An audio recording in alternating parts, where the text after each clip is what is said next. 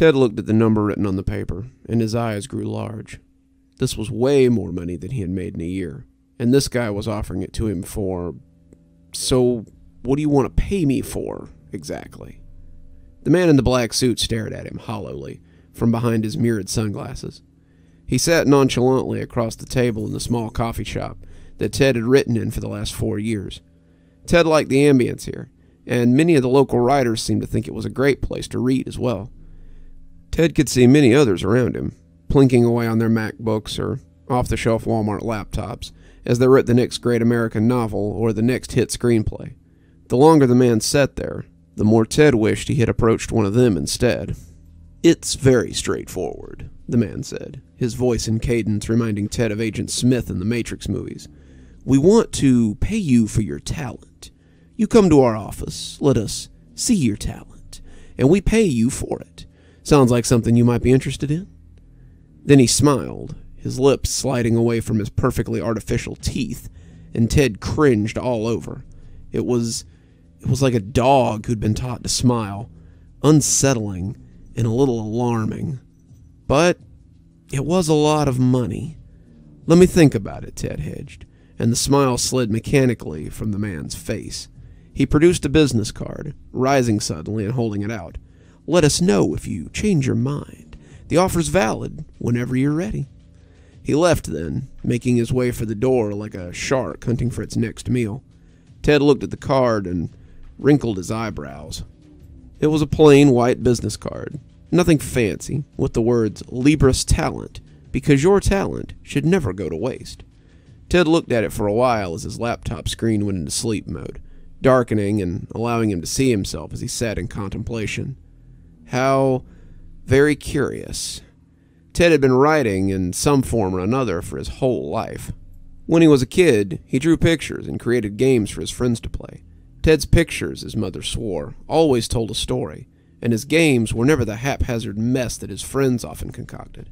People who weren't even part of Ted's friend circle often came to join their games, and they were both fun and engaging in a way that was hard for a child to explain. His teachers praised his creativity and expected that he would do great things one day. As Ted grew, so grew his stories. By the time he was in middle school, Ted's work with fantasy was often entered into writing contests and local student work projects. His playground games had evolved into role-playing games, and when Ted was 12, he discovered the fantasy world of Dungeons & Dragons. He began a lifelong love affair with the game, and he took to the role of game master quickly. Ted's campaigns were immersive, his characters engaging, and his adventures never fell victim to the problems his friends usually encountered. Ted wrote well, and again, the adults in his life often praised him, expecting great things from him in the future. It had been a no-brainer for Ted to start studying writing after high school. He had soared through what is normally a very trying time for teens by channeling his churning emotions into his medium. Ted had gotten more than one scholarship for writing, and as college loomed, he put all of his efforts into his work. Ted spent the next 4 years working on a BA in English and Literature, and in the end, he felt he had the expected tools to begin plying his craft professionally. Now, however, Ted was trying to figure out how to turn his talent into a paycheck so he could pay his bills. Magazines liked his work, but wanted a writer with more experience. There were people online who would pay for his stories, but not enough to live off. Agents were interested, but they didn't want to take a chance on someone so young. Ted's writing was always well received, but there was always the ever-present "but" hanging at the end of all those praises. A few interested publishers had approached him, but it was always the sort that buried the line of price amidst all the talk. Ted was 26, 4 years out of college, self-published, untried, and no one was willing to take a chance on him. No one except Libris Talent, that was. Ted Googled them, of course. He had been burned too many times before and wanted to see what he was in store for if he decided to take their offer. Their website was professional, but ultimately soulless. Their credentials were numerous, but were presented without any real pride. This soulless corporation wanted another book for their accolades, another pet writer for their trophy case. If Ted signed on with them, he would be just another soulless shill who writes for nothing but a paycheck. Ted's phone buzzed. He looked down and sighed as he saw a message from the power company. His check had bounced again, and they were going to shut his power off at the end of the month if he didn't come up with some kind of money. That likely meant that Mr. Capish, his boss at the gas station, had given them bad checks again. He would never admit it, and this likely meant that Ted wouldn't get paid until the end of the month. He looked at the card. Or maybe he'd be able to keep the lights on after all. Ted nervously checked his phone to make sure he had the right address. He had come to a 2-story stucco building that looked more like a distribution center than a publishing house. Ted had worn his best interview clothes, a polo and a pair of slacks, and he already felt underdressed and unsure of the situation. The outer facade bore a simple sign, white and stark, just like the business card, Libris Talent. Ted thought about leaving, but the call of the money was too much to resist. The woman behind the counter wore a similar smile as he walked in. She was looking at the door as though expecting him, and her pantsuit and coiffed hair made her look assembled rather than styled. Ted was taken aback by her smiling regard, and he almost left again. The waiting area was as stark as the outer facade, and the receptionist's regard made him feel like he had been marked. Had she been staring at that door the whole time, just waiting for someone to come in? "Hi," Ted said. I'm looking for—" "Welcome, Mr. Sereph. Mr. Sereph is waiting for you in the back. Please go right ahead." She pointed to a door to the left of the waiting room, and Todd walked hesitantly toward it, his strange feeling growing with every step. Behind the door was a long hallway of offices, names neatly stenciled on the doors. Mr. Sereph's door was the third in line. Ted knocked, and a voice from the other side invited him in. Mr. Sereph sat behind his desk, the too wide smile stretching his lips painfully. "Mr. Sereph, I'm so glad you decided to accept my generous offer." Ted sat across from the grinning man, feeling like Faust as he met with the devil. "Well, it was too good an offer to pass up, I guess," Ted said. "Why, yes, the money is a fine incentive, isn't it?" Ted shuffled in his seat, not liking the man's regard. "So, how does this work exactly? Do I have to write something for you, or—" Ted blinked as a contract appeared on the desk. Mr. Sereph was leaning over the desk, too, that smiling face of his, a little too close for Ted's liking, and he handed him a heavy silver pen. Had that contract been there the whole time? Ted sat back a little, that too wide smile putting him off as the man leered at him. "What's wrong? I thought you were ready to sign." "I am. I'm just curious about what's involved in this," Ted asked. "Show us your talent, and we pay you for it. Couldn't be simpler." Ted looked at the contract, unsure of whether to sign or not. He'd heard of writers getting sucked into these unfair contracts before. He didn't fancy being someone's pet writer, his talent milked for God knew how long. Ted looked down at the contract, but it wasn't particularly helpful either. They offered to pay him for his talent, but that was all it said, really. It was very vague, not really saying anything other than that, with a lot of industry speak in between. As Ted hesitated, though, the money loomed up in his mind again. That was a lot of money, enough to live comfortably for quite a while if he was careful. No matter what they had him do, that kind of money could change his life. And even if it were repetitious or degrading, he'd still be doing what he loved, right? Ted signed the contract and pushed it back to the smiling man.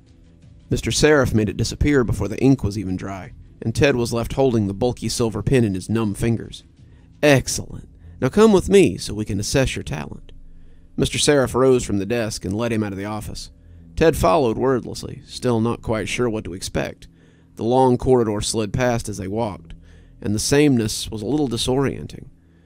Mr. Sereph stopped outside of another nondescript door and held it open. Inside was a stark white room, cluttered only by a desk and a pin in one of those ornate pin holders you often saw at weddings. Mr. Sereph nodded to the desk, indicating that Ted should sit. "What do you want me to do?" Ted asked, still hovering in the doorway. Ted wasn't sure he wanted to enter that unblemished space. "Just take up the pen. It'll know what to do from there," Mr. Sereph said, still grinning that troubling smile. Ted hesitated a moment longer before walking inside, the door slamming like a coffin lid behind him. Ted took a seat. On the desk was a single piece of paper, unblemished, and as he looked at it, he could swear that the surface moved. He didn't want to touch it, but it seemed to beckon him to nonetheless. He reached out for the pen, that instrument of creation, and it felt very right in his hand as he lifted it from the holder. He set the tip against the paper, and again, he thought it moved. What was he meant to do here? What was he meant to write? Show them his talent? How was he meant to... The pen came down on the paper, its tip blotting the surface as though through magnetism. Suddenly, Ted was writing. He was writing words, crafting stories, spilling ideas as the paper drank them down before his eyes. He spilled days, weeks, years' worth of stories onto the paper as he wrote. His hand cramped, his wrist ached, but still the merciless pen took his words. The paper drank greedily, swelling as he worked. Ted's vision swam as he felt his words dragged out of him, sucked from his body, and he felt certain that he must die. The paper swelled as he wrote, becoming sheets, a novel, a towering juggernaut of pages. The room began to fill with pages, pressing against the ceiling and bulging against the walls. Ted was powerless to stop his hands from writing, but soon the pages began to block out the light, and he wrote in a state of darkness. The pages pressed at him from all sides, entombing him in written word, and yet he wrote. When he finally passed out, it was a blessing. Ted woke up in his bed, his arm throbbing, his fingers and hands feeling like rubber. But when he tried to move, he found that they were asleep. He shook at them, thinking that maybe it had just been a weird dream. He had written himself into a literal tomb, and as he looked at his arm, he almost thought he could see blisters on his fingers. He sat down at his computer, looking through his emails for job offers, when he came across a new email from Libris Talent. He thought it strange, considering that he had just been dreaming about them, and now they were sending him a message. He figured they wanted to make him another offer for his talent, whatever the hell that meant. He opened it and read through the email, confused as he read the contents. Dear Mr. Dreff, we would like to thank you for your talent. Please find enclosed the payment for your talent. We hope you are satisfied with the transaction. Regards, Mr. D. Sereph. Ted read the email repeatedly before opening the app on his phone linked to his bank account. Ted's eyes went wide when he saw the amount in the account.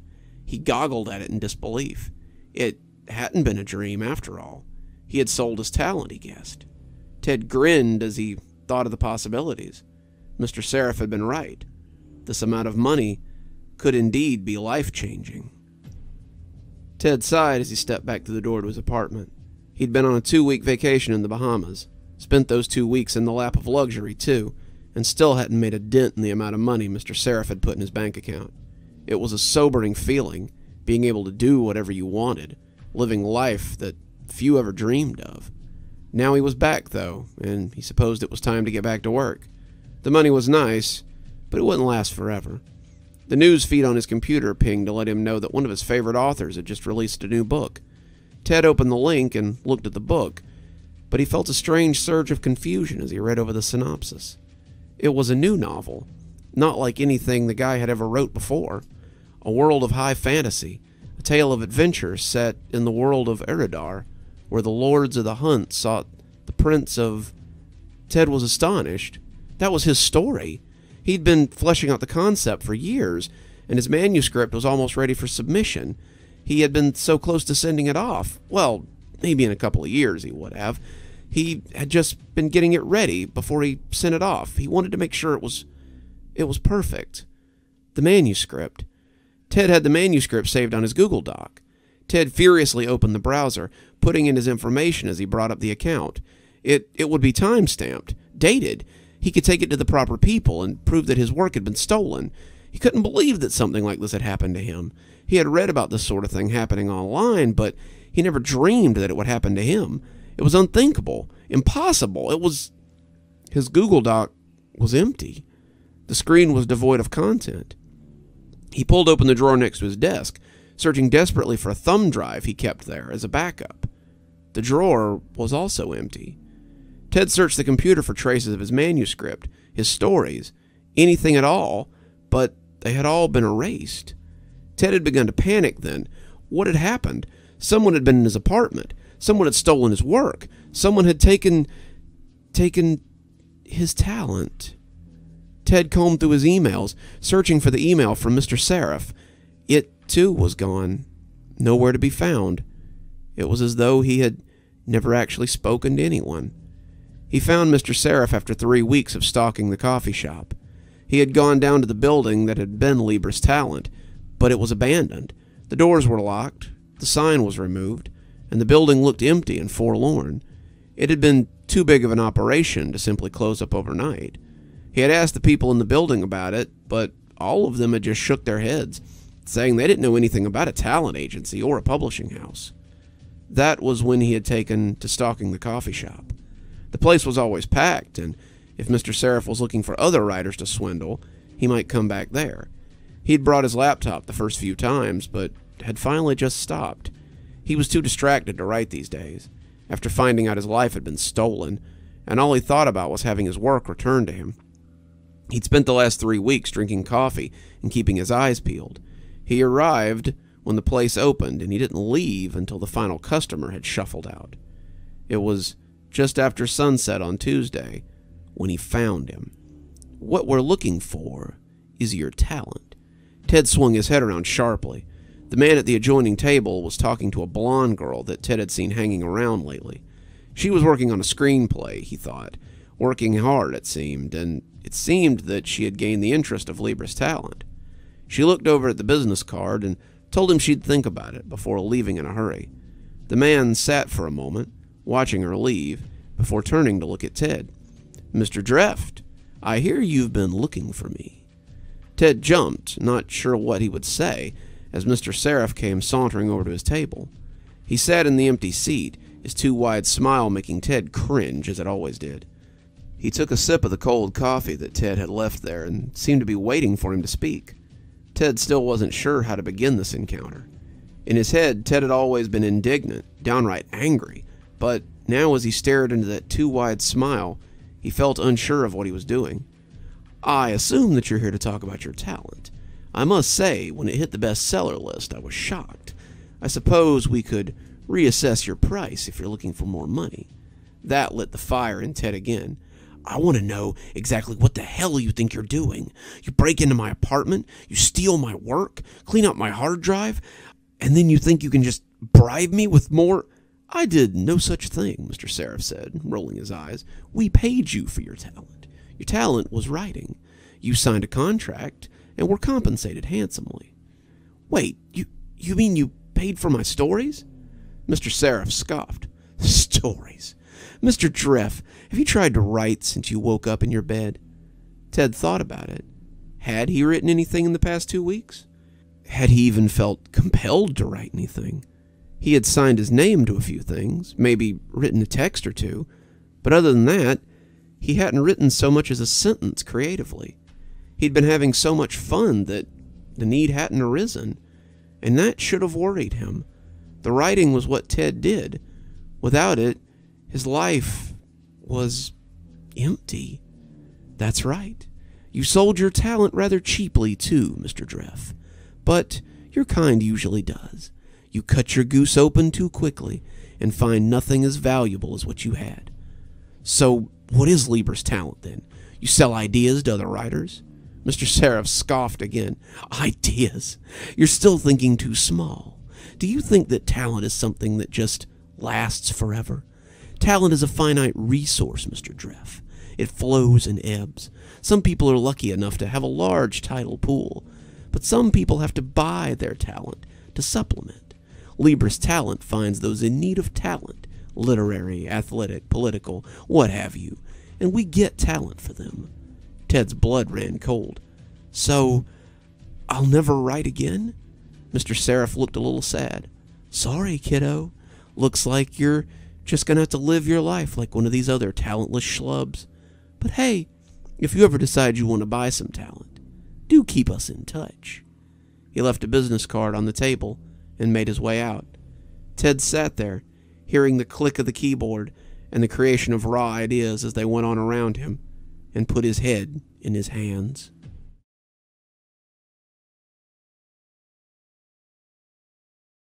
Titus hovered over his laptop as he tried to find the words. He'd been at a standstill for weeks, and he needed to get it finished so he could... What exactly? So he could send it in and receive his latest rejection letter? He'd been writing for years. After he'd been laid off thanks to the pandemic, He'd written twice as much as he usually did. All it ever seemed to net him, though, was rejection. His wife was being patient about it, but as the bills racked up and the money coming in barely fed their family, he could tell that his joblessness was getting to her. Everything would be better if he could just get his hands on some money. If he could just finish this book, he knew it would get his life back on track. The idea had been brewing for years, but it was finally coming together. Forests of Ellenmore would be an earmark in great fantasy stories. There was action, intrigue, forbidden love, warring nations, and a believable magic system. It was so different from the Drek currently on the market. He knew it would be a bestseller, if only he could finish it. The computer chimed, drawing his attention from his passion project. Titus sighed as he glanced at the new email. Probably another late notice, or a message about his account being overdrawn. The sender was unfamiliar, though. A company named Libris Talent had a special offer just for him. Titus started to delete it, but something stopped him. Something nagged at him to open it. Maybe it was a life-changing offer he'd been waiting for. After some internal struggle, he decided to open it, wanting to see what sort of ridiculous offer they had made for him. He thought it was probably a sales pitch for a magazine subscription, knowing his luck, and prepared to be underwhelmed. As Titus read, though, he felt his eyebrows go up. This was a little more than a magazine subscription. Dear Mr. Harrow, we at Libris Talent have been following your recent hardships with great interest. We understand that times are hard just now, and we'd like to reach out a helping hand to struggling writers like yourself. We want to extend the chance to sell your talent to Libris Talent. We pay top dollar for talented individuals, and we would love to add your talent to our company's ever-growing pool. We look forward to your visit. See you soon, Mr. P. Sereph. There was a phone number at the bottom of the email, along with an address for Libris Talent. Titus looked at it for a moment, rereading the email, before closing it and starting his story again. Just as he'd thought, it was some sort of scam company trying to take advantage of people in the current climate. Titus started writing again, erasing more than he kept, but he found himself coming back to that email again and again. What sort of talent were they looking for? Were they offering work? Were they looking to represent him, maybe? The more he thought about it, the more intrigued he became. He could use the money, and if he didn't like what they had to say, he could always refuse. Titus reopened the email, and after Googling the address, he closed his laptop. The sooner he talked to them, the sooner he could get back to work. The address had not led him to a rundown strip mall, as he suspected it would, but to an elegant office building. It was clean, well-maintained, with a large sign over the door declaring it to be Libris Talent. This place looked more like a law firm than a fly-by-night operation, and Titus rechecked the address to make sure he had entered it correctly. Once he was sure that he had the right place, Titus stepped inside and was welcomed by a deep chime overhead. He was suddenly overcome with a strange sense of vertigo as he entered the lobby and grabbed the doorframe to steady himself. The starkness of the room shocked him at first glance, and the walls had a strange sort of depth to them that seemed bottomless. It hurt his head to look at them for too long, so he turned his focus on the rest of the room. There were no chairs, though, no love seats to mar the illusion, only a reception desk with a smiling woman manning it. Her smile was a trifle unsettling. Titus became worried that it might extend all the way back and slice the top of her head off just above the ears. Greetings, Mr. Harrow. Go right ahead. Mr. Sereph's been expecting you, she said, pointing to a door behind the desk. Titus was suddenly hesitant. How did you know who I was? We've been expecting you, she said, still flashing that brilliantly unsettling grin. Go ahead, sir. It's no good keeping Mr. Sereph waiting. Titus wanted to question her further about the mysterious Mr. Sereph, but felt it might be safer to just do as she said. She had turned that smile away from him, returning to her work, and he was left with no option but to proceed or leave. He walked into the hallway lined with identical white doors that bore little name plaques. The hallway seemed to go on much farther than the outside of the building would have led him to believe, and Titus wondered if it were some sort of illusion. As he walked, he thought he could hear strange sounds coming from behind some of the doors, but it made him feel uncomfortable to linger outside for too long. He walked until he found Mr. Sereph's door and knocked. He was invited into an office as stark as the lobby. Mr. Sereph, it seemed, was a minimalist, and his office contained a desk, 2 chairs, and a black book with a handsome silver pen sitting inside of a holder. It had none of the photos or clutter common to a working man's desk, and Titus found this as odd as the office itself. Mr. Sereph was a well-kept man who looked about 30, his blonde hair curtaining his face in a European style, as meticulous as his white suit. When he smiled, Titus suddenly felt the urge to run. His too wide grin reminded Titus of the Cheshire Cat, his two big eyes reminding him of the big bad wolf. Titus was suddenly very afraid of being gobbled up, bones and all. If Mr. Sereph noticed his discomfort, it didn't seem to bother him. "Ah, Mr. Harrow, thank you for coming. Please, have a seat." Titus sat without really meaning to. The man's voice compelled him with its dulcet tones, and it made him forget about his unease for the millisecond it took him to plant his rump. This also put him at eye level with the strange book, and Titus felt his eyes drawn to it as it hunkered on the desk. Titus almost imagined he could see it breathing, watching him, liking him so close, so it might suddenly leap out and, "I trust you found the office easily. It wasn't likely to be what you expected, I'd wager." How did you know that I'd come?" Titus stammered, dragging his eyes off the strange book. "Oh, we've been assessing your talent for quite some time. We feel it could use a more ambitious hand, someone likely to make better use of it. We would like to utilize your talent, as we do with many unambitious individuals. You will be compensated, of course. Times are hard, and a man with no job has to feed his family somehow. What do you say? Do we have a deal?" he purred, putting the bait out like a talented angler. Titus, however, was wary. This smiling man seemed to know all about him, but Titus knew nothing about who he was or what he expected. Who the hell was this guy? He was certain he'd never seen anyone like this before, but somehow he knew all about Titus. How long had he been watching him? Why was he so interested in his talent, as he called it? "How is it that you know so much about me, but I've never seen you before in my life?" "Oh, we know a lot about you, Mr. Harrow. We know you've been out of work for almost a year.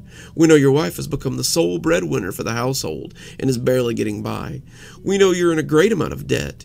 We also know that the debt is likely to get deeper without a miracle or untimely access to your life insurance." Titus started to become indignant, but Mr. Sereph put up a hand. "But that is behind you now. With the money we intend to pay you for your considerable talent, you can live the life of a free man once again. Take back what was stolen from you. Clean the slate. A fresh start. What do you say?" Suddenly there was a check in Mr. Sereph's left hand and a pen in his right. Titus could see $20,000 scrawled on the value line and felt his anger disappearing. With that kind of money, he could settle his debts. He could survive until this pandemic was over if he was careful. He could get out from under the funk he'd been squashed beneath for so long. The black book was open between them. When had that happened? It seemed to be waiting, greedily longing for his signature. For his talent. Titus took up the pen shakily, a sweaty hand taking the check and stuffing it into his pocket. He signed his name on the rough top sheet of the book. As his name lay across the pages, he tried to pull his hand back, but it was outside his control now. It moved furiously, the words spilling from the pen across the page. Pages became sentences, paragraphs, chapters, and finally, whole novels, as Titus only watched in horror. The pages riffled, turning, accepting his ink, accepting his talent, and Titus screamed and begged for it to stop. His hand, however, gave away all he had and more. The pages swallowed it all, swelling to a monstrous size as he wrote. Titus didn't know how much he had in him, and soon the ink began to trickle from the page like an oozing wound. It pooled around him, rising like a tide, and he saw Mr. Sereph's smile disappear beneath the liquid tar before his vision was covered in murk. Even as he descended into blackness, he wrote. He awoke on the couch, breathing heavily, the evening news just finishing up. In entertainment news, it looks like fans of Mark Daniels will have something to celebrate soon. He tweeted today that he's began a new novel, Tribes of Ellenmore. Fans of his talented writing, such as myself, can't wait. Titus shuddered. That was his book. His story. Not anymore, though, it seemed. It was gone now. And as he sat on the couch, he tried to remember. He couldn't even think of what it had been about, though. It had been a fantasy story set in somewhere. There had been elves. It was gone, though. It was all gone. Titus remembered the pages upon pages in the black book and wondered if it was the only thing that was gone. He felt something in his pocket and reached in to find the crumpled check, paid to Titus Harrow $20,000. On the memo line, it said, "For your talent." Titus now suspected that this transaction had been more Faustian than he had believed. As the check said, Mr. Sereph had purchased more than a book. He had purchased his talent. He felt tears slide down his face as he came to realize what he had sold. In the end, it might have been less painful to sell his soul than his talent.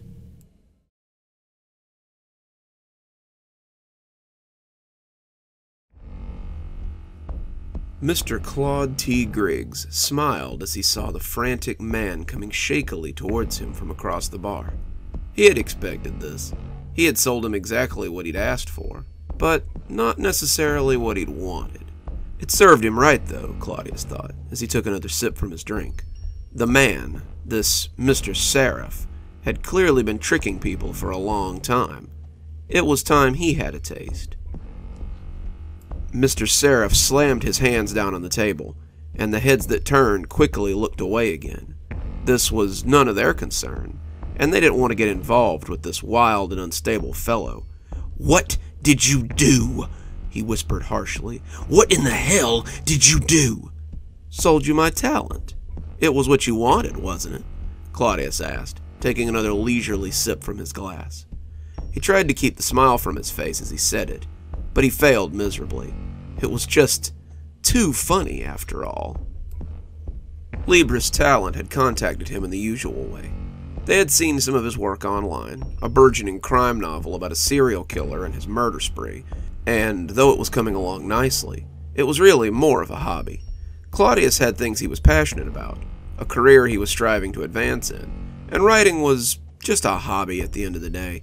He wanted to eventually finish it, but it seemed that Libris Talent and the ever-smiling Mr. Sereph didn't want to wait anymore. The email had offered him compensation for his talent. The sum was fair, and Claudius was tempted to take this Mr. Sereph up on his generous offer. Claudius was no fool, though. He knew enough to do research, and the research was what made him curious about this Mr. Sereph and his Libris Talent. A quick Google search showed him many positive reviews for the company, many squibs about philanthropy and charity, but very little about what the company actually did. Sure, they were generous, but what did they produce with that talent? Claudius saw no books, no magazines, nothing but a simple website that proclaimed them as a talent agency, always with the word in capital. Talent. At the end of the day, that seemed to be what they peddled, and business seemed pretty good. Good enough to travel from town to town and find people willing to sell their talent, only to disappear in the night again once the business was done. He learned this little fact on a small subreddit, and that was also where he had met a stranger who had information that turned out to be very important. He called himself Fallen_Libris, and he had a good many things to say about Libris Talent and Mr. Sereph. He claimed that the man had bought his talent, and when he had lost the ability to write. It had taken him months to be able to write more than a simple email. His story, his ideas, his talent, they had all been sold to someone else. That someone had used them to expand his small fortune and left Fallen_Libris with a small check and a sense of emptiness that no money could take away. That had given Claudius an idea he had set into motion with his return email. He had arrived at Libris Talent to be greeted by a stark waiting room and a smiling woman whose eyes were just a little too bright as she told him to go ahead to the back. "Mr. Sereph is waiting for you, Mr. Griggs." Claudius had smiled at that. He doubted they were expecting the talent he was bringing. Mr. Sereph was at his desk when Claudius arrived. His smile was wide and bright enough to fall into. Claudius was honestly surprised that his head didn't simply separate in the middle and slide off. On his stark desk sat a fountain pen in a holder and an old-looking book. Claudius thought this was really what he was here to see. Not this grinning corpse or this fancy pen, but this silently breathing book that sat closed before him. "Mr. Griggs," Mr. Sereph said, his predatory eyes following him as he took a seat, "I am so glad that you decided to take us up on our generous offer. That was the moment that he realized he might be in over his head. He was a fox that had suddenly realized how big the bear was, and that he might not be as clever as he thought. For better or worse, he was in the trap now. He could only win or lose from here, and he was intent on not being another victim of this smiling man. "I assume you have looked over our terms?" Mr. Sereph asked, those eyes still intent on him. "Sounds a little too good to be true," Claudius had said, feigning disbelief. "Well, that's the benefit of working with a company like ours," Mr. Sereph said silkily. Claudius asked him what he wanted, what he meant by talent exactly, and Mr. Sereph assured him that it was all quite common. "We buy the talents of those who may or may not be utilizing them to their fullest. Your writing shows great promise, but it's clear that it isn't something you value. Sell us your talent, and we will compensate you for it. It's as simple as that." Claudius shrugged and asked how they would proceed. Mr. Sereph opened that hungry book and handed him the pen from the little holder. "What do I do?" Claudius asked, still not quite sure how this worked. "Just let your hands do their work," Mr. Sereph said. From the time the pen touched the paper, Claudius was writing. The ink was red, blood red, and Claudius filled the page with the darkness that swelled within him. Every grisly murder, every bloody scene, every pain-filled cry, every feeling of dread was perfectly conveyed with gruesome clarity. He wrote until his hand burned, until his fingers cramped, and as his shoulder went numb, he just kept his focus on that wide shark's grin his adversary wore. As the ink began to spill from the book in torrents, the sea of blood rising, Claudius felt his vision begin to blur. As his legs became wet with the effort of his hands, he let his look of exquisite rapture match that of Mr. Sereph's. When he awoke in his bed, a check on the nightstand, and a feeling of relief within him, he sighed in contentment. It was over for Claudius, but it was only beginning for Mr. Sereph. And now here he was, this ancient engine of destruction, looking for answers to a question that had only just arisen. He wanted to know why 3 writers who had, Claudius assumed, bought his talent, had murdered their families. He wanted to know why one of the most prolific crime writers of the age had decided to kill his wife, his kids, and his grandkids as they visited him for the weekend. Mr. Sereph was angry, he was embarrassed, and now he wanted answers. Claudius supposed he owed him that much. "Sit," Claudius said, smiling again as he saw the irony. Mr. Sereph sat, a vein throbbing in his temple. "You see, when you bought my talent, you believed all you were buying was my writing talent. My writing talent is okay, but my true talents lay in darker places than you could even have guessed. I write what I know, Mr. Sereph, and what I know is murder. Every one of my crimes is something I had written about in my short stories. Every cut, every gasp, every spray of blood was something I had created." As he spoke, Mr. Sereph's eyes grew wider and more concerned. It was all great fun, but it couldn't go on forever. The older you get, Mr. Sereph, the harder it is to maintain that level of brutality. Despite knowing better, murder is often like a mania. You can't stop it. You can only appease it for a time. "So, I gave it to you," Claudius said, grinning like a fool. Mr. Sereph was speechless. "Have you any idea what you've done?" Claudius sipped at his drink and fixed him with a decidedly toothy grin. "Beaten you at your own game, and gotten myself a reprieve from something that would have likely landed me in a prison cell. A real win-win for me." For just a moment, Claudius saw what lay beneath the surface. A flash, the barest glimpse, but it was enough to let him see the blistery old devil who lay beneath the flesh mask. Mr. Sereph had lost his cool for a fraction of a second, and Claudius realized he had won a victory over more than just a dusty old warlock or a talented spook. He had beaten a creature who had been young when his grandsire was first pulling itself out of the primordial ooze. "Well played, Mr. Griggs," Mr. Sereph said, rising to leave. "I'm sure this won't be our last encounter." As he left, Claudius drank his beer in triumph. He certainly hoped it wouldn't be.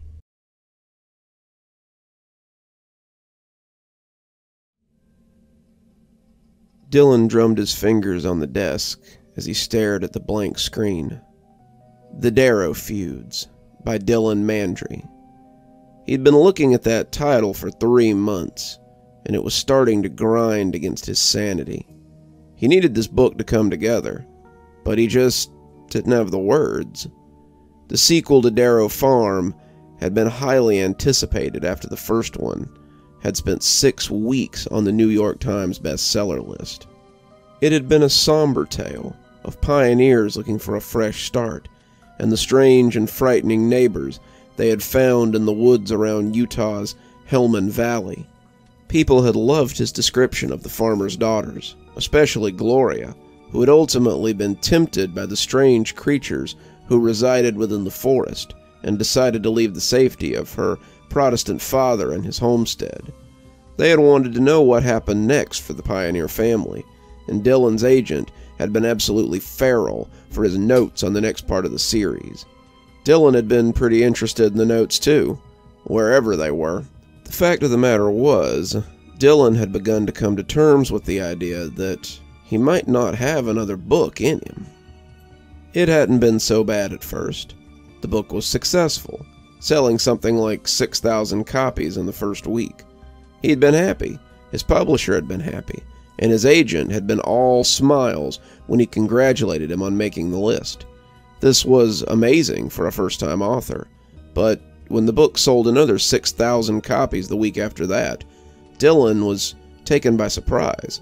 Suddenly his book was being read by book clubs, discussed in literary blogs, and his agent called to tell him that the primetime show Caldermain Tonight wanted to offer him a guest spot on this Friday's show. It's a small segment, no more than 10 minutes, but it's huge for a first-time writer, his agent had assured him. After the interview, he'd gone on to sell something like 50,000 copies, and that's when the networks had taken notice. 4 months ago, he'd signed a contract with Amazon for the first season of Darrow Farm, and cashed a check larger than anything he'd ever seen. Suddenly, he could do no wrong. Suddenly, he was the industry's golden boy, and everybody wanted a word with him. He made the circuit with the show's director, and book sales continued to soar. He was on Caldermain again, plugging the show, when the notion of a sequel had first been pitched, and it had been an utter ruination for him. "So, with the success of your first book, how long before we see a sequel?" Dylan had been unable to answer, gaping like a fish before he tried to formulate something witty that wouldn't sound too unsure. I'm working on the first draft as we speak," he said, flashing the serpent's grin that seemed to be the providence of all successful writers. Who was it who'd said that all writers were liars? Probably many people, most of them as big, if not bigger liars than he was. Here he had sat, after making such a pompous claim with nothing to show for it, but a title, and a working title at that. He was no closer to finishing this book than he was to finishing the first chapter, and as Dylan sighed and put his head in his hands, he came to terms with the hard truth. He would never finish this book, and when the curtain fell on Season 1 of Darrow Farm, there would never be a Season 2. Now, said a voice from the chair in front of him. Dylan sat up quickly as he looked at the odd man who was suddenly in his study. "That's a bit bleak for someone your age." Dylan took in the odd man, his mind stuck in that strange limbo between fear and anger. How had this guy come to be in his study, a room that existed behind 2 locked doors? The locks had seemed a little needless until this point. Dylan lived in a fairly upscale neighborhood, in a 3-bedroom loft that he would probably have to move out of if he didn't get something written. He couldn't remember the last time he had heard sirens on his street, let alone heard about a break-in. The man didn't appear in need of any of his stuff, however. He looked like a carnival barker in his long black coat, the white shirt beneath looking crisp enough to cut. One polished boot was perched on a knee. His blonde hair looked odd as it hung over his mirrored sunglasses. He was holding a copy of Darrow Field, which he snapped shut as Dylan looked at him. The book was a prop, much like his attire, and Dylan suddenly felt the worm of curiosity poking to the surface. Who the hell are you? Dylan asked, the words sounding way more confident than he felt. How rude of me. I'm Richard T. Sereph, and I'm a blessing to men like you, said the man, flashing an obscene amount of pearly white teeth as he smiled. Men like me? Dylan asked. I assume you mean writers. I was speaking of desperate men, but I often find that the two go hand in hand. Dylan sighed. I don't know how you got in here, but I want you out of my study before I call the police. I'm hard at work, and you... Oh, I can tell, the man said, tossing the book onto the glass top of Dylan's coffee table. You've been hard at work for the last 3 months now. Procrastination is a full-time job, isn't it, Mr. Mandre? Just who the hell do you think you... If you were a man of lesser means, I'd offer to pay you for your talent and take my leave. But you have something that many don't, and it makes the world go round. Dylan stood up, confident now that he understood where this was going. This huckster was after his money, and Dylan was in no mood to indulge him. Get the hell out of my house. At this point, I don't think I need to call the cops. You keep moving on this course, I'll toss you out myself. The man smiled his predatory smile and reached into his coat. Dylan's compass suddenly swung around to fear again, and he took a step back as he tensed for the shot. The man would shoot him now. Dylan could already see the gun coming out, and he wondered what the news would make of his death. Famous writer killed before his time, they would say, and when the thud hit his desk, he could already feel the burning in his chest. Instead, he opened his eyes to find a small leather-bound book sitting on the edge of the desk. For those with so much imagination, your kind always need proof. The book wasn't large, no great demonic tome or heavy arcane bit of binding. It was about the size of an average paperback, about 200 pages, but the leather covering it looked ancient. It was cracked, the symbols on the cover broken by jagged rifts, and the spine bore neither name nor legend. As it sat there, Dylan felt like something on the cover was watching him, something that did not love him. What is it? Dylan asked, the man already crossing to the door. A book, he said, as though it were obvious. A very special book. It will give you what you need, and when you have it, don't hesitate to call me for more. He took a normal-looking business card from his front pocket and laid it on the edge of the table beside the door. He left then, but when Dylan got up to follow him out, he found his hallway empty. He searched the house, but it was occupied by only one slightly ruffled writer and one strange little black book. Dylan checked the door, returning to his work when he was certain that no one was lurking in his home. He sat in front of the computer, but his heart just wasn't in it. His eyes kept straying to that little book, and with every glance, his curiosity grew. It was nothing, just an old book, but his mind refused to believe it. It was a mystery, something new, a Pandora's box just waiting to be opened. He typed a few sentences, but immediately deleted them. He'd been doing that for months, the words sounding lame as they sat like slugs on the page. He floundered in this way for most of the afternoon, the book judging him as he played at work. More than once he started to reach for it, but always thought better. More than once he started to simply push it off the desk, but he felt sure that it would open its pages and there would be teeth waiting to bite him. In the end, he wasted another short time, and as the sun set and the day died, Dylan finally took the book in hand.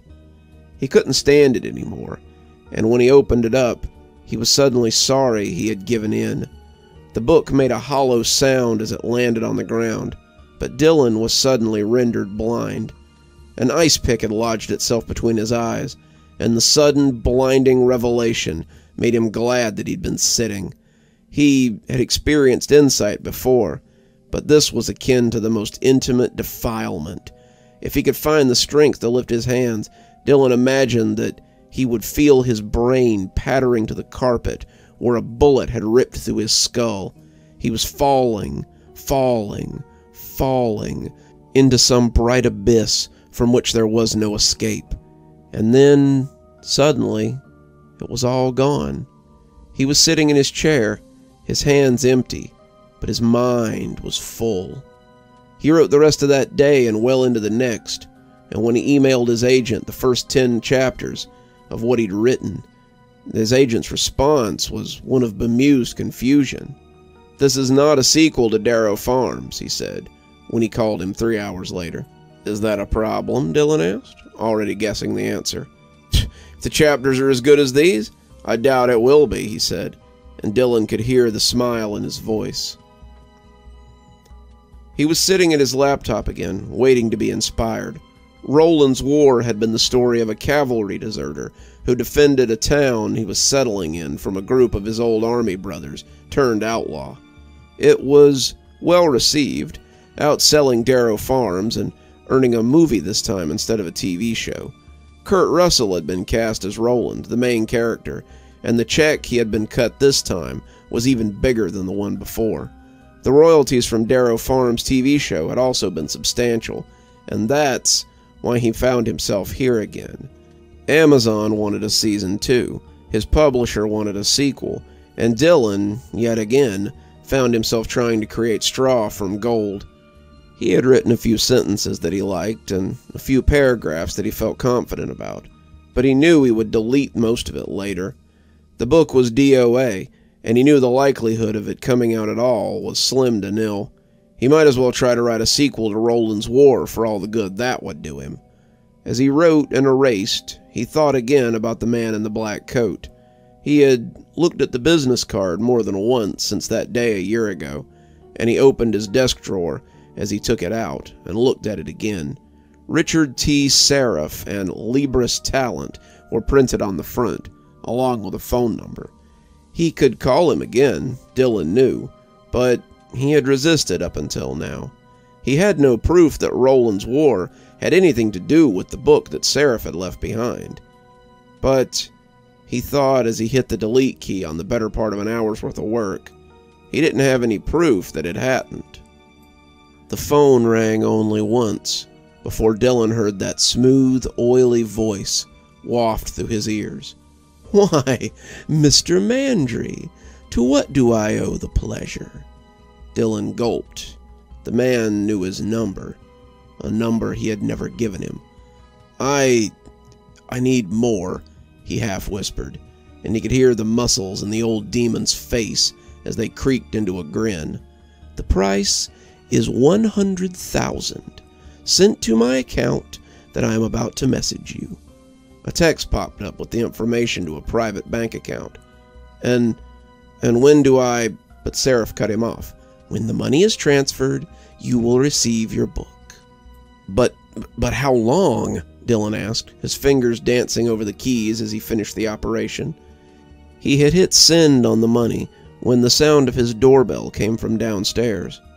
There was a box on the doorstep, and inside was another leather-bound book. Mr. Sereph had already hung up. After 8 years, Dylan was still looking at an empty screen with the words Darrow's Feud on them. In those 8 years, he had written 5 more books, and made 5 more payments to Mr. Sereph. In 5 years, he had written 2 more cowboy dramas, a sci-fi novel that had shocked and impressed his agent and his peers, and a slice-of-life drama they had turned into a successful TV series, as well as a fantasy novel that even George R. was raving about. They had bred 3 more movies as well, and book sales in the hundreds of thousands. The name Dylan Mandry was synonymous with innovation and flexibility, and he had offers from just as many colleges as he did conventions. None of the big Ivy League ones, of course, but Dartmouth had offered him a very comfortable position if he was interested in relocating. They wanted him to teach his technique to aspiring writers, which was why Dylan had to turn them down.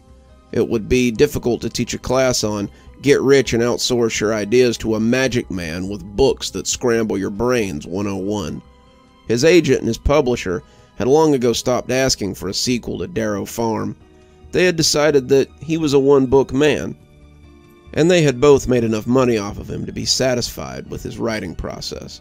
They were happy to take his work, and a portion of his royalties, and these days the checks were sizable enough, though Dylan knew that soon they wouldn't be enough. Mr. Sereth's prices were akin to the pushers he had seen in his neighborhood when he was a kid. The first taste was always free, then they had you as a customer for life. Sereth's prices seemed to double with every call. 100 grand became 200 grand, became 400 grand, became 800 grand, became $1 million. I rounded it down, since you're a frequent customer, he said, and Dylan had paid it, even though it hurt to part with it. Despite being successful, he wasn't as rich as everyone thought. Giving Sereph several $1 million had hurt, and if the next payment followed suit, he would nearly be broke. The richest beggar in literature. No wonder most of them just drank it all away. He tried to resist the urge to call this time, watching the cursor blink as he tried to make the words come. Had it all been a fluke? Had he really thought that he had another book in him? Had he been so foolish as to think that he could write something that good a second time? No, he thought. The magic was still in there. It was him that was broken. He had gotten so used to taking the easy way out that he'd forgotten how the craft worked. Mr. Sereph was just another pusher, and Dylan was his loyal junkie who just kept coming back for another hit. He stared at the blinking cursor for another 10 minutes, feeling his time ticking away, before finally calling Mr. Sereph. Well, well, well, if it isn't the writer of the decade. I've heard your name bandied about with great expectation lately. Yeah, thanks for all that, but I need help with this next book. You know the price, Mr. Sereph said. $2 million in my account. Then you... I need help with a specific story this time. Sereph was quiet for so long that Dylan thought the line was dead. Hello? Hello, are you there? I need you... I'm sorry, Mr. Mandry, but that's not how it works. Dylan was speechless for a moment. How what works? I can limit you to a specific genre if you like. Most of your fame seems to be frontier dramas, but I can't help you with a particular story. It just doesn't work like that. Dylan wanted to get angry. He wanted to rant and rail at this man who had taken so much money from him, but the curiosity that had brought him to writing in the first place made him ask the question that was rolling around inside his head.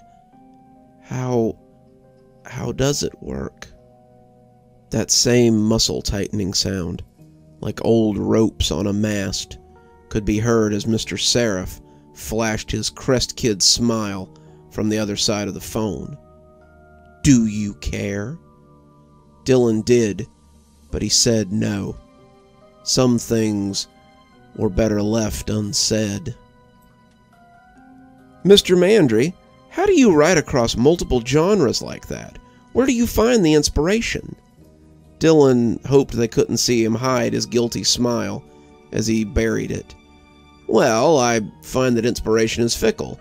Sometimes it gives you a bounty, but not always what you need. I've been hoping to recapture that inspiration soon, but so far, it eludes me. Class was almost over, and he always let the students pick his brain at the end. Dartmouth had been glad to have him, and the move to New Hampshire had been easy. Dylan had been able to pack up all his possessions in a suitcase, the ones he hadn't sold.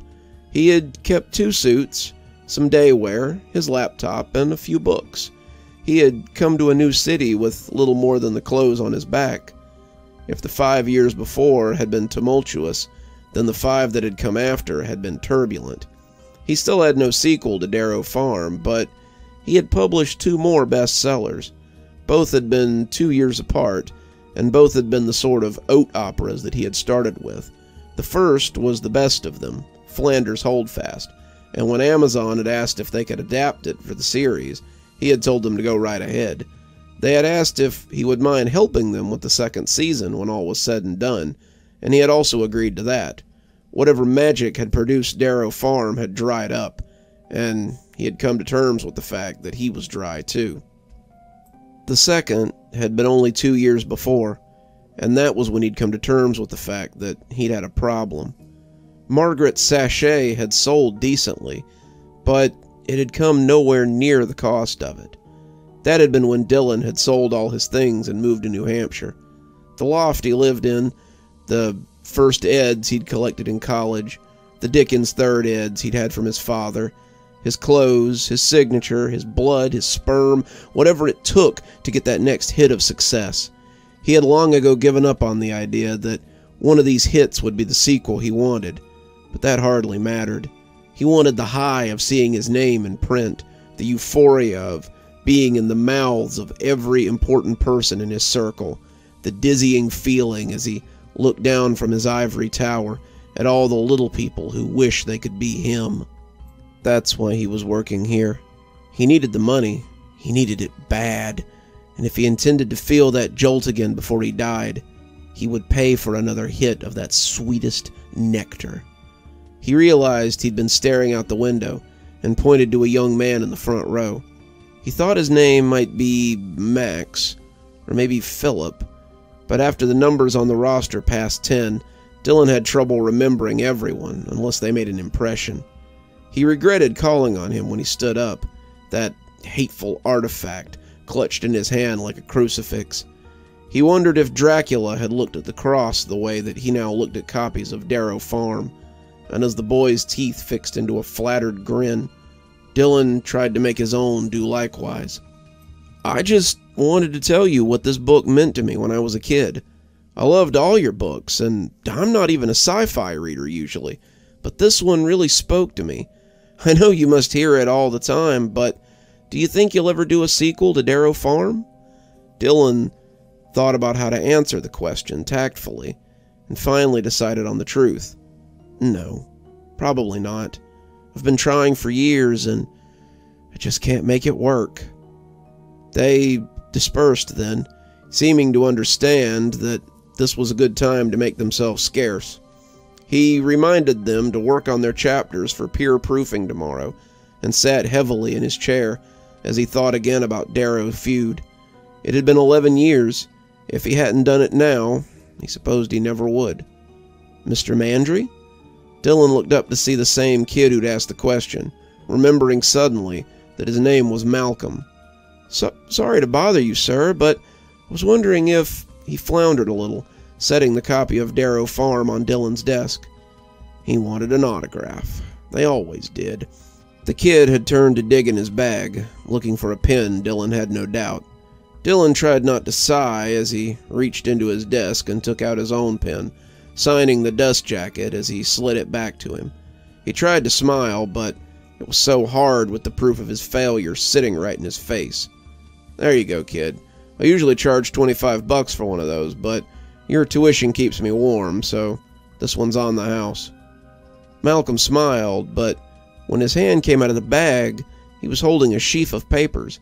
"Thanks, sir, but I'd like to know if you'd look at something I've been writing."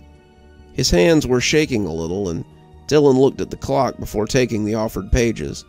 Malcolm's class was his last of the day, and he had a few minutes to look over the kid's notes. He wasn't in a hurry to return to his dreary little condo, only having an evening of looking at the blinking cursor ahead of him, or the equally bleak numbers in his bank account that never seemed to rise high enough. He had laid the notes out, scanning them in a perfunctory way, but the farther he got, the more interested he became. "I hope it's not too forward, but I loved your book so much. I know it's rough, but it could be something if I had your help. It's not the actual sequel to Darrow Farm, but perhaps the spiritual successor?" Dylan devoured the pages as he read, his anger beginning to kindle. Who the hell did this kid think he was? This was plagiarism. This was theft. He'd see this boy thrown out of college, out of New Hampshire, but the most galling part was that it was good. He could have overlooked it if it had been trash, but Malcolm had written something great. To hell with Darrow Farms. This was something better than it could ever be. He only had a few chapters, but they continued the Pioneer family story flawlessly. The more he read, the less angry he became, and the more his curiosity took over. Do you like it, sir?" Malcolm asked, and Dylan's face must have looked ghastly, because he'd taken a step away from the desk. I know it's pretty rough, but I think with your help, this is astonishing," Dylan breathed, looking up at Malcolm as if he couldn't believe the boy was real. You wrote this?" Malcolm's smile was back in force. I did. I wrote it because you inspired me, sir. Do you really like it?" Dylan almost didn't trust himself to talk. He loved it. He wanted to help Malcolm make it great. He wanted to introduce him to his agent and tell him that there would finally be a sequel to Darrow Farm, maybe even 2. He wanted to smash this boy's head in and take his notes and leave him for dead. He wanted to rip his skull open and eat his brain like some cannibal trying to get at his thoughts. The last image gave him an idea, however, and his smile was genuine when he looked back at the smiling young man whose future was likely to be much brighter than his. Or might have been. "How would you like to have dinner with me, Malcolm? We'll talk about your book, and then you can come back to my apartment and compare notes. I love what you have here, and I'm excited to get started right away." Malcolm looked as though Christmas had come early. "I'd love to, sir. Wow, you have no idea what a dream come true this is." "Likewise," Dylan said, and as he rose, the two walked and chatted as Dylan made plans just below the surface. "What have you done?" Sereph asked as he stood in Dylan's dingy apartment and looked at the comatose form of his student. Dylan didn't think it took much imagination to see what he'd done. He'd fed the kid, they'd talked about his book, and while he was in the bathroom, Dylan had slipped something extra into his drink. It hadn't been anything too insidious, some sleeping pills his doctor had prescribed him a few years ago. But when Malcolm had started stumbling on the way to the apartment, he had wondered if the dosage had been too high. He had called Mr. Sereph after putting the sleeping kid on the couch, telling him that he had his payment, but he'd need to come and get it this time. "I don't accept cash or checks. You know that. Transfer the money to my account, and you'll want to come get this payment, Mr. Sereph. Trust me." Sereph had seemed eager to see what Dylan had for him, but now he looked mad enough to chew up nails and spit iron. As Dylan's grandfather had often said, "Is this your idea of a joke?" said Mr. Sereph, and suddenly he was in Dylan's face, the eyes behind those mirrored shades the color of piss. "No, far from it," said Dylan, standing his ground. You told me once that with my talent, you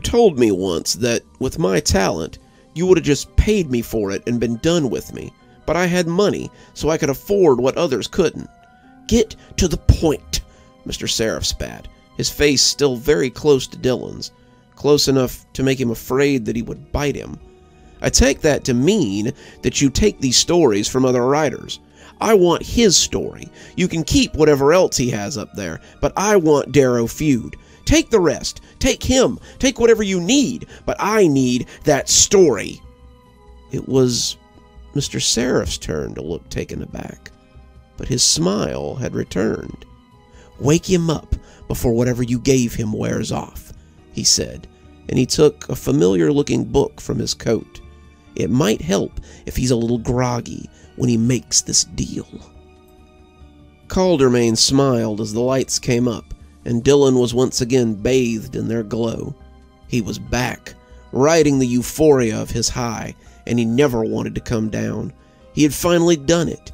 He had conquered his white whale, and as the crowd stopped clapping and the house band quieted, Caldermain turned to fix his regard on him.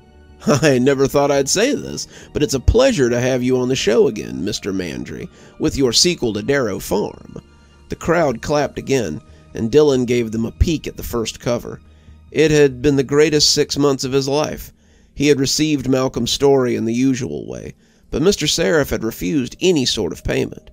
The book, oozing whatever it was that made up the person's talent, went into his coat, and out came a smaller one, which he handed to Dylan.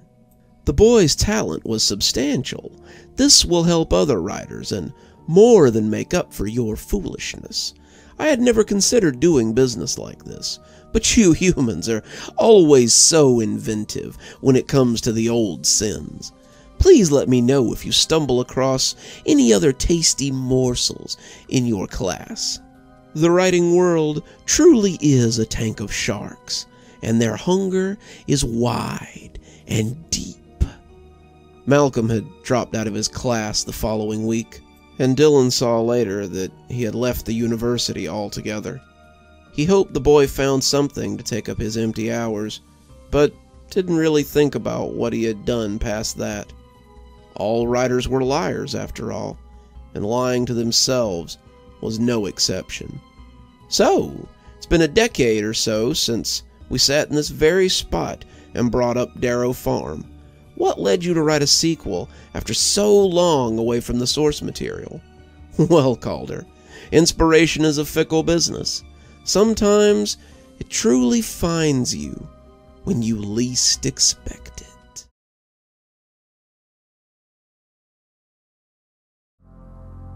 He had set his table up an hour before sunset. His suit was immaculate for someone who lived out of his car, and Lucifer knew it was the key to his operation. A lot of these people who hawked did so in clothes that made them look like bums. Lucifer, however, was a born salesman, and he knew that if he couldn't buy you, then you wouldn't buy from him. Lucifer Marvelous Jones had the unfortunate luck to be the child of Cassie Koppel, a lifetime resident of Forest View Asylum. When the 42-year-old woman had come up pregnant, the questions of patronage had immediately arisen. Cassie said, and stuck with her story for the rest of her life, that Lucifer himself had visited her and begot her with his offspring. She held the death within her that was warned about in Revelations, and she would bring it into this world no matter what they thought. The staff was pretty sure that it had been Charles Danver, an orderly who had recently been fired for inappropriate relations with residents. But when Lucifer had been born, his skin was the color of coal, and it led to more questions than answers. The state took him away not long after they wrestled him from his mother, and thus Lucifer Marvelous Jones entered the system, a system that was kinder to him than most. Lucifer, despite his name and his humble beginnings, was possessed of an infectious smile and an unshakable positivity that others liked. He was adopted at 4 and lived with a middle-class family until his grades and impressive IQ were made note of by a local philanthropist who adopted him again and gave him a peerless education. Lucifer's grades ensured him a place at any college he wanted, and his backers' financial stability ensured that wherever he went, it would be the best. He had a degree in business before 25. The world prepared for him to open his own Fortune 500 company any day now. He surprised them further by taking up politics and philosophy, and his benefactor hoped that maybe he'd go into politics himself. He learned all he could about the human condition, studied psychology and human nature, and then surprised them all one final time by disappearing without a trace. He took some clothes and a bag, his best suit and shoes, left in his car one day with no intention of returning. That had been nearly a decade ago, but Lucifer had never stopped learning. He had simply changed classrooms. "Hey there, friend," he called to a man in a suit almost as nice as his. "Come have a chat for a minute. I got something I'd like to show you." The man would have been a hard mark for anyone else, but not for Lucifer. He was a businessman, a middle management type who clearly had dreams of rising, and normally he would have no more stopped to talk to someone on the sidewalk Then he would have taken out his wallet and left it on the lamppost. He was on his phone, but Lucifer had no doubt that he had heard him. He never let doubt enter his mind, and when the man turned, he hooked him with his winning smile and lured him in. The man looked surprised to be standing before the suited man's card table, but the hawker wasn't. He was right where he wanted him, and that was good. "Your case," Lucifer said, the man looking down at his battered Samsonite briefcase. "It's unbecoming of a man in your position." The businessman looked confused. "What's wrong with it?" "Oh, nothing. For someone who doesn't want to rise higher than middle management, that is. But you," he said the last words like he meant to roll in it, "you have big dreams. You can't hold papers for dreams as big as yours in a case like that." Lucifer reached beneath the table and produced something he'd been holding just for this man. It was a gorgeous leather attaché case with golden buckles and a polished brass handle, the kind of case the boss carried so that everyone knew who he was. The man's eyes lit up when he saw it, but Lucifer pulled it back out of reach. "Not before we've talked price, my friend." The man looked at him for a moment like he meant to fight him, but he wouldn't be the first to try. It wouldn't do him any better than it had done the others either.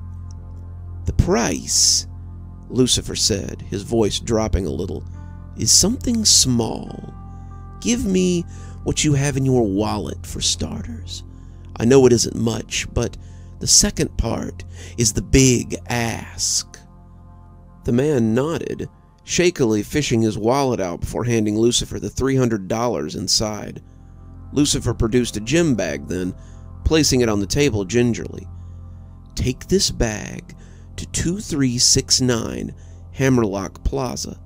Leave it in the lobby, and leave without being seen.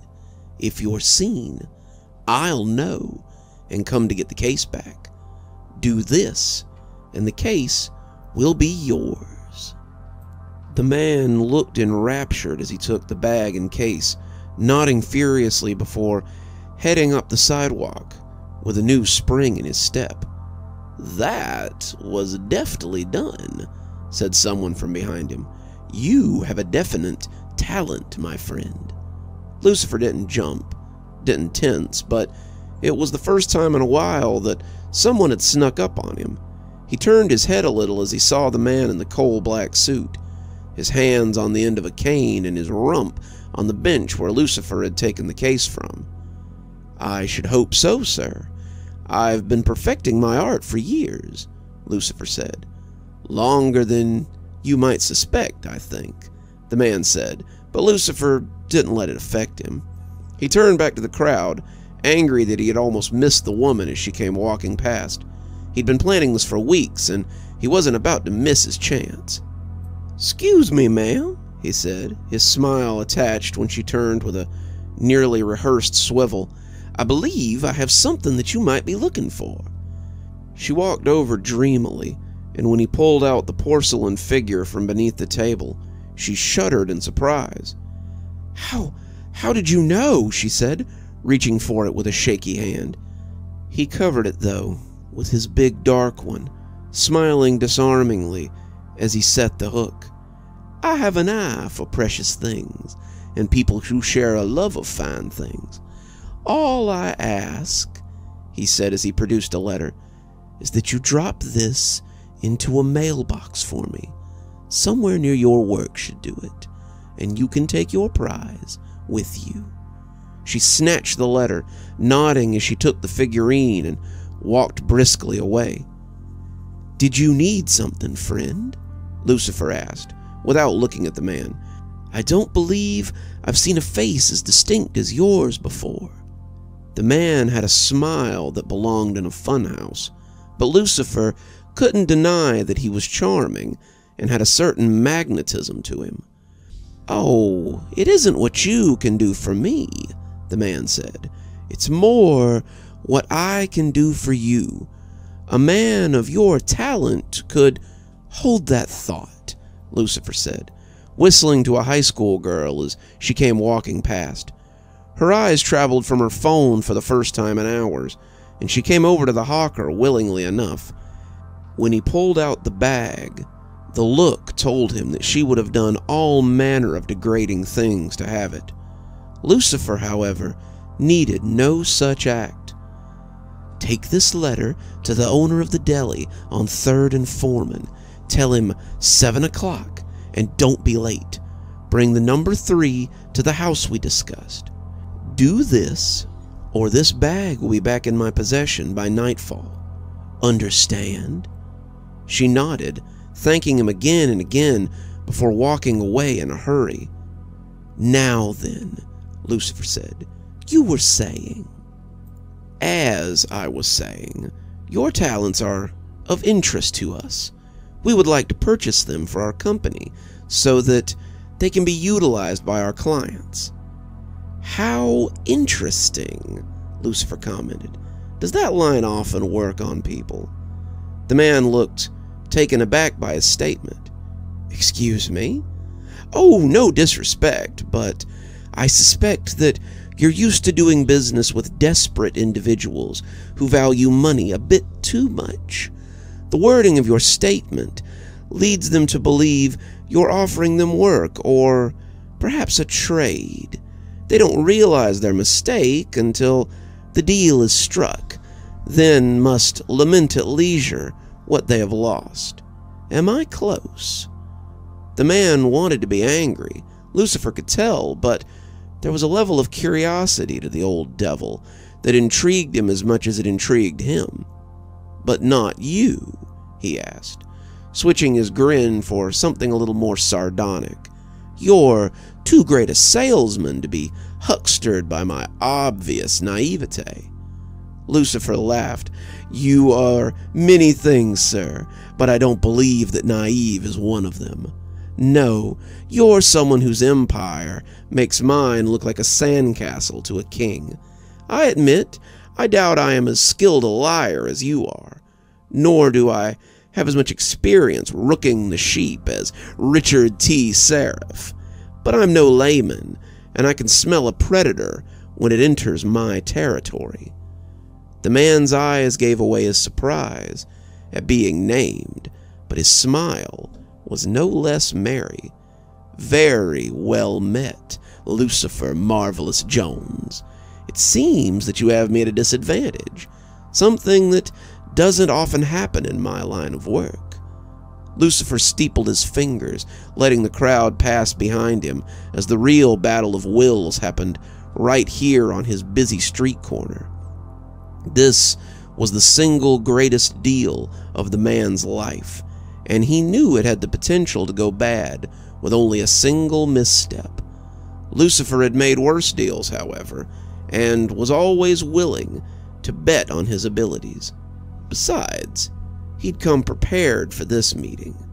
"So, let me offer you a counter deal. I will not sell you my talent. It's far too valuable to sell, and I suspect that you don't want to buy it for just anyone either. I suspect that you want to monopolize my talent and use it to further your own endeavors. Am I correct in assuming as much?" Mr. Sereph nodded, looking genuinely impressed with the young man's assessment of him.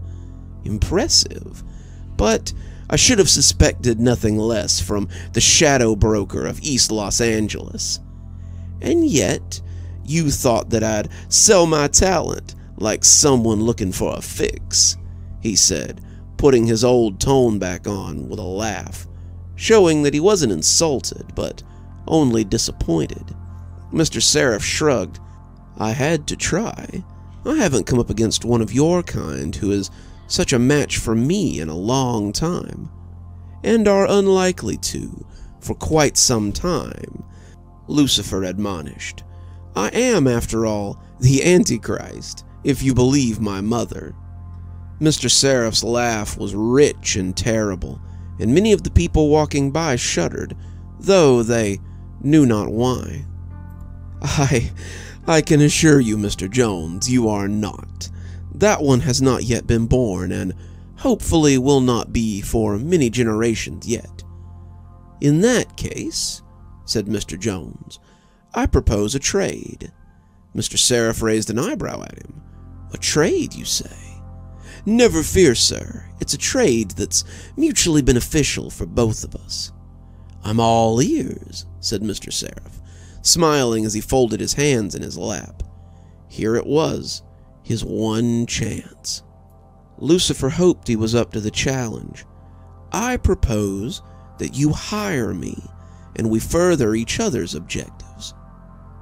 Whatever Mr. Sereph had been expecting, his face showed Lucifer that a job proposition wasn't it. "A job! A job! You want to work for me?" It was Lucifer's turn to smile. "Don't act so surprised. Libris talent is a very lucrative venture, but it's a venture that requires talent. You are one person," he hedged, not wanting to insult him, but not wanting to undersell him either. "And you've been the sole representative of Inquisitions for quite some time. Why not let me help? I do have a knack for talking people into things, as well as convincing them that I can provide them with what they want." Mr. Sereph looked shocked, gobsmacked even, and when he leaned forward, Lucifer thought it might be the first time he'd been taken off guard in a long time. "Well, goodness, I haven't had to do anything like an interview in so long. I don't guess you have a resume I can look over, do you?" Lucifer thought about it for a moment. "I may, actually. Do you recall my transactions this morning?" Mr. Sereph nodded, ticking off items on his finger. "You sold a gaudy briefcase, a tacky figurine, and an overpriced purse." Lucifer smiled, but it was hard to keep the derision off his face. "Correct, though inaccurate and a little insulting. I sold a Lavar Manuel attaché case to a businessman who's hoping to impress his boss. In exchange, he gave me $300 and, more importantly, will drop off a duffel bag in the lobby of a building that holds a certain law firm. The woman traded a rare Hummel figurine for the promise that she will drop a letter in a mailbox for me. The letter contains evidence that the owner of Pax & Sons law office has been cheating on his wife with a mistress. Lastly, I traded a Lou Bodwin signature handbag for the promise of a message being delivered to Gino's Italiano. The message will ensure that food is delivered to the law office of Bob Steffens at exactly 7 p.m. That will mean that his door is open when the man I've instructed to go and break his knees goes to fulfill his contract." "Very devilish," Mr. Sereph said, "but what does that have to do with anything?" "The duffel bag contains drugs that will be traced back to the law office in the building. The wife of Jim Pax will ensure that a rift forms between him and his sons, who are his partners. Bob Steffen will have his knees broken and will be unable to recover fully. All of this will ensure that Joseph Treadwell, of Treadwell, Gabe, and Droff, is one of the few practicing attorneys in the area when a certain high-profile case comes up next week. It will also place him in my debt and leave no way to trace any of this back to me." Mr. Sereph looked impressed, but not sold. It was time for the closer. "All this is very impressive, but still doesn't show me why I should hire you." "Of course not," Lucifer said. "You won't understand that until I sell you something you want." Mr. Sereph laughed for true then, and it sounded like fingernails on wind chimes. "Me? You think you have something that will turn my head? I admire your courage, Lucifer Jones, but I don't believe you have anything that will interest me."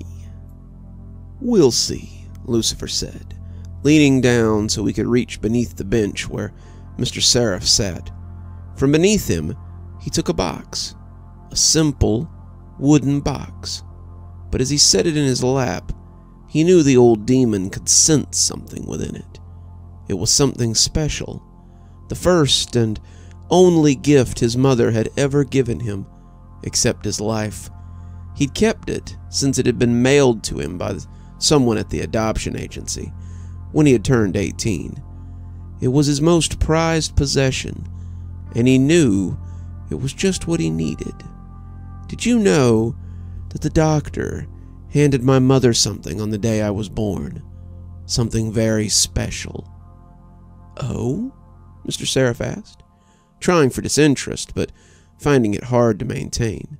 Yes, it was the only thing she had to remember me by for 17 years before her death.